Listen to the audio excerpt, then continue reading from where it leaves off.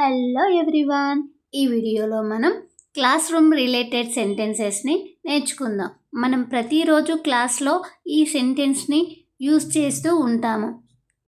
ఈ వీడియో చివరి వరకు చూడండి. ఈ వీడియో మీకు యూస్ఫుల్ అనిపిస్తే వీడియోని లైక్ చేసి ఛానల్ సబ్స్క్రైబ్ చేయండి.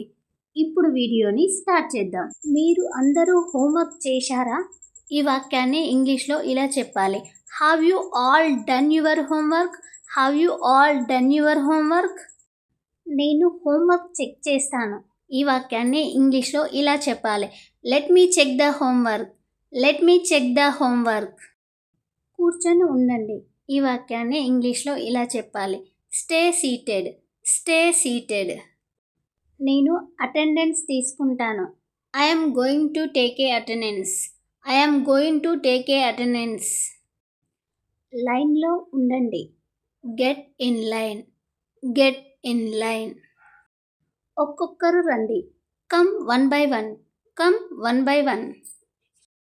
వరుస క్రమంలో నిలబడండి. ఈ వాక్యాన్ని ఇంగ్లీష్లో ఇలా చెప్పాలి. From queue. From queue. మంచిగా రాయడానికి ప్రయత్నించు. ఈ వాక్యాన్ని ఇంగ్లీష్లో ఇలా చెప్పాలి. Try writing neatly. Try writing neatly.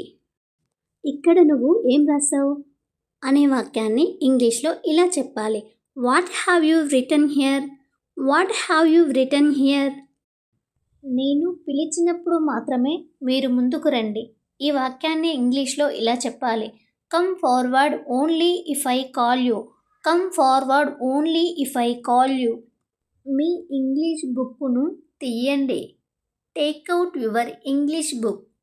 Takeout your English book. మీ పుస్తకంలో 66వ పేజీ నెంబర్ తెరవండి.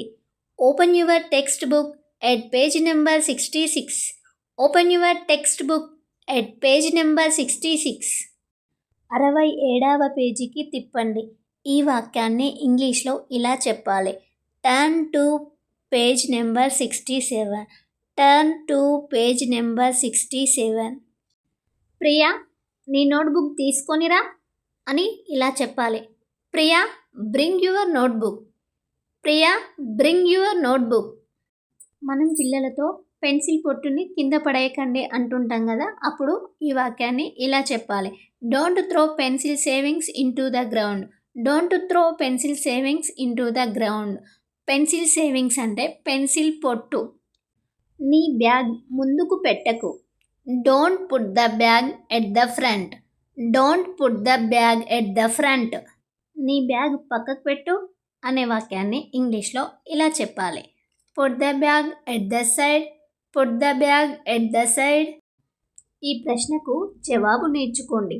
ఈ వాక్యాన్ని ఇంగ్లీష్లో ఇలా చెప్పాలి. Memorise this question and answer. Memorise this question and answer. ఒక లైన్ వదిలేసి రాయండి. ఈ వాక్యాన్ని ఇంగ్లీష్లో ఇలా చెప్పాలి. Skip a line and write. Skip a line and write. పిల్లలకు మన లెసన్ చెప్పగానే నేను చెప్పింది మీకు అర్థమైందా అని అడుగుతాం కదా, అప్పుడు ఇలా అడగాలి. Did you understand what I said? Did you understand what I said? పిల్లలు రాయమన్నప్పుడు పిచ్చి గీతలు గీస్తూ ఉంటారు కదా, పిచ్చి గీతలు గీయకండి అని ఇంగ్లీష్లో ఇలా చెప్పాలి. Stop scribbling. Stop scribbling. నాకు అర్థం కాలేదు. ఈ వాక్యాన్ని ఇలా చెప్పాలి. I didn't understand. I didn't understand. మనకి ఏదైనా టాపిక్ అర్థం కాలేదనుకో, దయచేసి మళ్ళీ చెప్తారా అంటాం కదా, దాన్ని ఇలా చెప్పాలి. Could you please repeat that? Could you please repeat that? ఏమైనా అడగాలా? ఈ సెంటెన్స్ని ఇంగ్లీష్లో ఇలా చెప్పాలి. Are there any questions? Are there any questions? నేను మంచినీళ్ళు తాగడానికి బయటికి వెళ్ళొచ్చా అని అంటూ ఉంటాం కదా, అప్పుడు ఇలా చెప్పాలి. May I go to drink water? May I go to drink water? Paper నలపకండి. ఈ సెంటెన్స్ని ఇంగ్లీష్లో ఇలా చెప్పాలి. Don't crunch up the paper. Don't crunch up the paper. Class ఇంకా అయిపోలేదు. ఈ వాక్యాన్ని ఇంగ్లీష్లో ఇలా చెప్పాలి. Class is not over yet. Class is not over yet. Bell అయ్యే వరకు ఆగండి. Wait for the bell to ring. Wait for the bell to ring. Friends, ఈ వీడియో మీకు యూస్ఫుల్ అనిపిస్తే వీడియోని లైక్ చేసి ఛానల్ సబ్స్క్రైబ్ చేయండి. If you like the video, please like, share and subscribe my channel.